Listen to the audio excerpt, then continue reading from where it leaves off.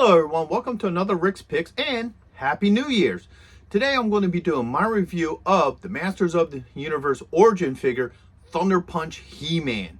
Now what I'm going to do is I'm going to take a look at him in his card back, and then I'm going to take a look at him and his accessories, and then I'm going to give you my opinions of the figure. So just remember, if you do like this video, go ahead and hit that thumbs up, and if you want to see more, hit that notification bell. So without any further ado, let's get to the review.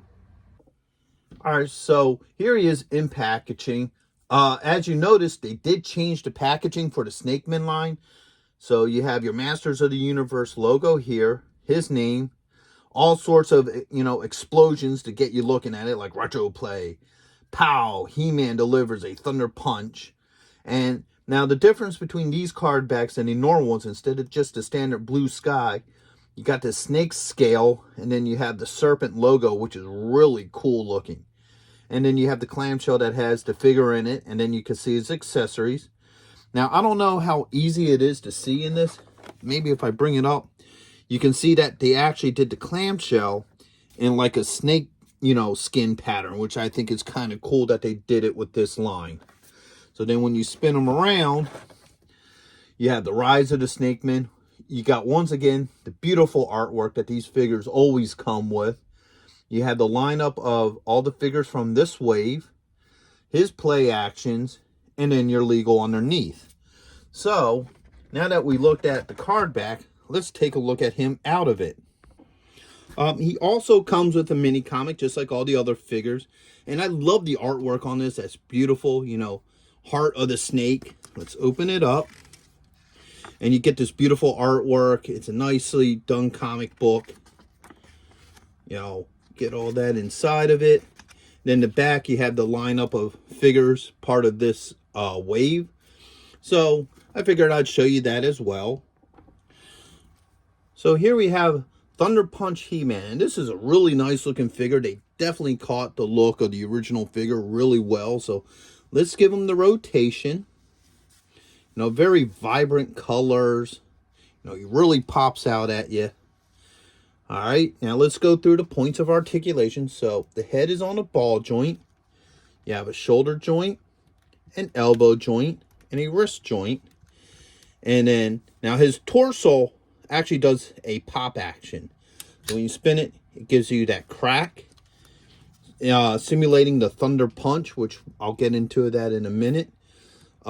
He has a thigh joint, a knee joint, a swivel at the top of the boot, and also an ankle joint.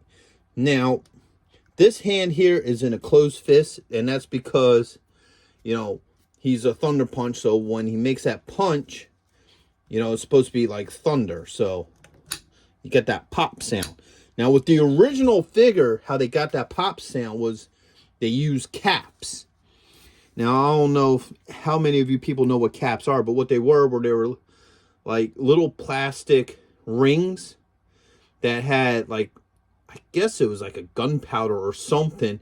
And what happens is, spin him around, the original figure had a cap belt in here. So this would open up, you put the cap in there, you click it into place, and then when you would spin it, a little metal thing would hit the cap, and it does a small explosion inside his back.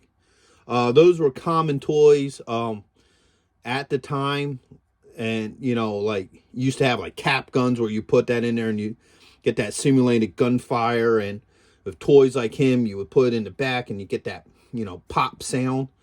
So I guess nowadays that doesn't fit the standard. It's considered unsafe. Of course, none of us died of it, but today's world, that's considered unsafe toy. So that's why he doesn't have that cap action, and that's what this backpack was originally for, was for the caps.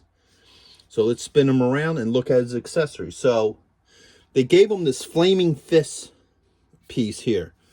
So that just connects onto his hand, just like that. So now it looks like, he has this thunder fist and like fire, coming off of his hands that, he's punching so fast. He comes with a gold power sword. Now this is a full sword, it's not a half sword. So that should easily fit in this hand. Just like that. Okay. Now, if you did want, him to probably hold the sword or what have you, I'm sure you could get a hold of one of your other He-Mans. This hand should just pop out.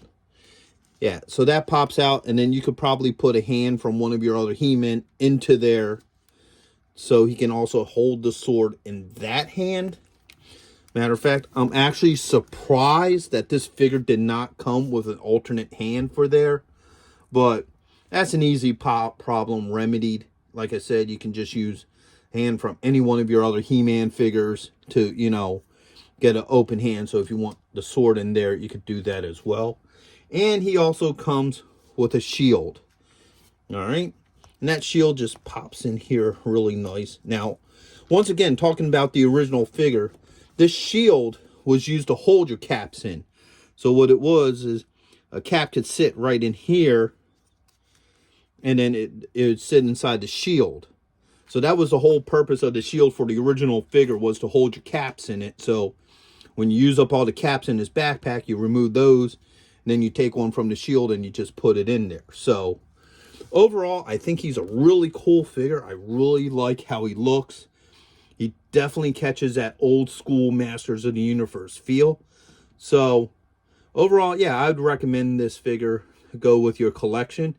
If you did like this video, go ahead and check out my Masters of the Universe Origins playlist. And I also have another Masters of the Universe playlist where I just do everything that isn't part of the Origin line.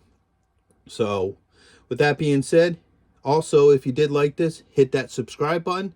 And I'll see you guys in the next one. Late. Thank you for watching this video.